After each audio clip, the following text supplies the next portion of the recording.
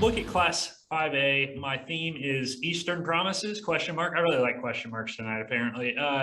Is it the East Side's time after about a decade of dominance from the West? And just to be clear, for anybody who's not that familiar with Oklahoma high school football, East and West, we're mostly talking about the Tulsa area. I mean, you can look at Guthrie on a map and say, well, that's not super far west, but in Class 5A, you've got, District 1 and 2, and then District 3 and 4, and basically divided down the line there. It's been, I believe, 11 years since a East Side team won the state title, and that was back when Booker T was playing in 5A. It's been, I believe, since 2015 since an East Side team even played for a title, and that was when Collinsville lost to Altus. And I got to be honest, no offense to our friends in Jackson County, but saying Altus state champions feels like a million years ago at this point. But it's crazy how much things can change in like 5 to 6 years. Absolutely. 6 years, yeah. For the longest time in Class 6A, especially 6A Division 1, everyone talked about, it's the East, it's the East, it's the East. It's always going to be Tulsa area schools. It's been since the mid 90s since a team outside of the Tulsa area won a 6A one title. But in 5A, it's been the exact opposite, where it's been Carl Albert. It was, obviously Altus, Lawton MacArthur, Guthrie. Finally, it feels like it's the East time, because McAllister and Collinsville have been the top two teams basically all season. And I don't know. I feel like you and I are kind of in the same boat. Obviously, I'm very close to Lawton MacArthur, and I've seen them play. That's a team that on their best night can play with anyone. And they obviously have one of the more special players in the entire state in Isaiah Gray. I've read somewhere recently that said, it really hit it on the head. They said, this is a team that doesn't really do anything fancy. You know what they're going to do. Can you stop it? And mostly people can't. I think what spooks me about them is you look at their two closest games this year, including the loss to Ardmore. Each game, they gave up quite a few yards, quite a few points. If they get in a track meet with a team, and not to say they can't compete offensively, but defensively, can they stay fit enough? Can they hold in there? Gage Graham, I feel like, has improved a lot, but they don't ask him to do what some of these other teams ask their quarterbacks to do.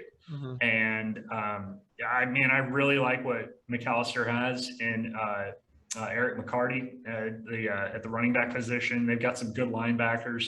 That's a team that tons of speed, and they'll pop you. They'll hit you good. Collinsville is obviously an area that you know better than I do. What about this Cardinals team do people need to look out for? What makes them a title contender? Well, for one, they were extremely dominant when their star quarterback was injured, and he's back now.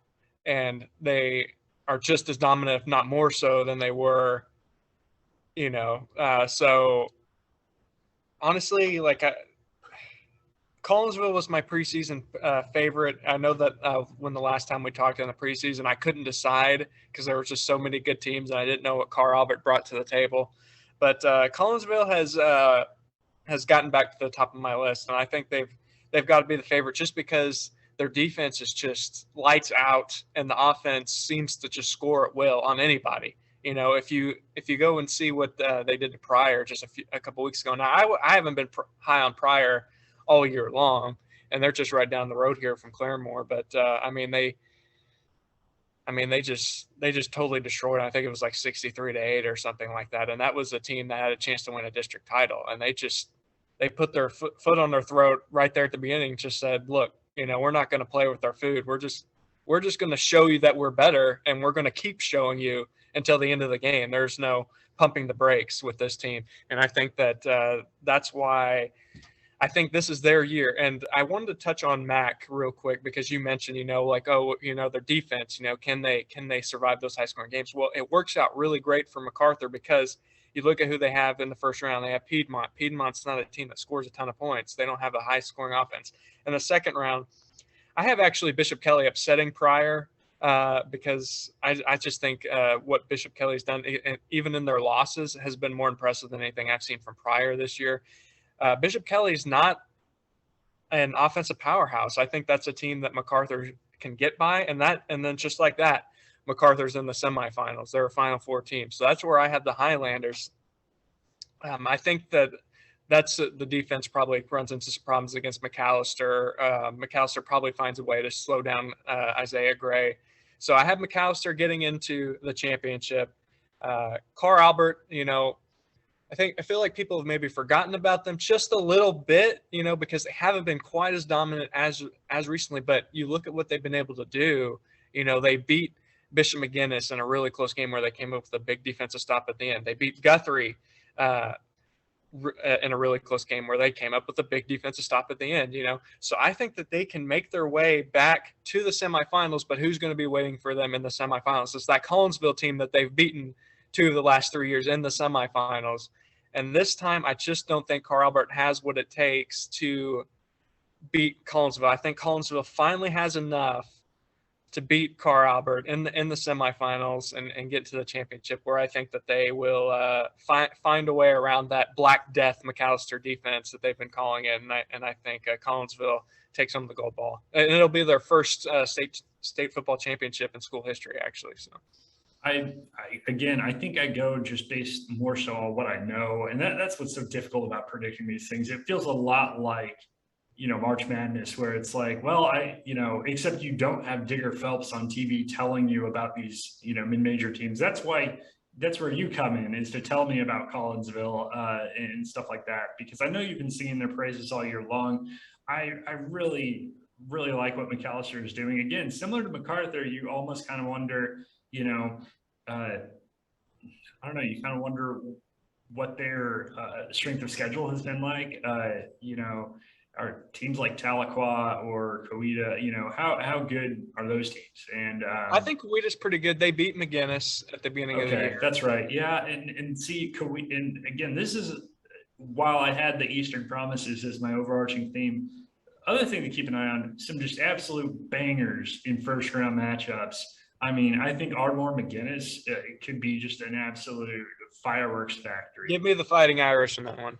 I actually have the Tigers, and I think it's extremely close. I love Michael Taffy, the running back for Bishop McGuinness. I think he is right up there with Isaiah Gray as some of the best running backs, not just in 5A, but the whole state.